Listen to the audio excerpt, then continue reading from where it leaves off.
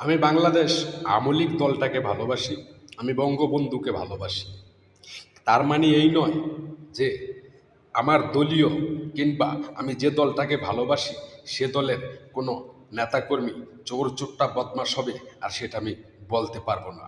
আমি দলকে ভালোবাসি, বঙ্গবন্ধুকে ভালোবাসি, এটা যেমন ঠিক আর ঠিক তেমনি ঠিক আপনি যদি এই দলে থেকে দলের প্রভাব খাটিয়ে কোনো অন্যায় কোনো অবিচার করেন তাহলে আমি আপনাকেও আসামির কাঠগড়ায় দাঁড় করাতে একবারও ভাবব না। আর এই আপনাদের মতন কিছু সংকট নেতাকর্মীর কারণেই আজ দলটার এই পরিণতি। কারণ সেদিন আপনারা ক্ষমতার অপব্যবহার করেছেন, ক্ষমতাকে আগলে ধরে আপনারা সাধারণ মানুষকে জুলুমের শিকার বানিয়েছেন। আপনাদের জন্যই আজ এই দলের এই পরিস্থিতি, যেটা ভাষায় প্রকাশ করার মতো না।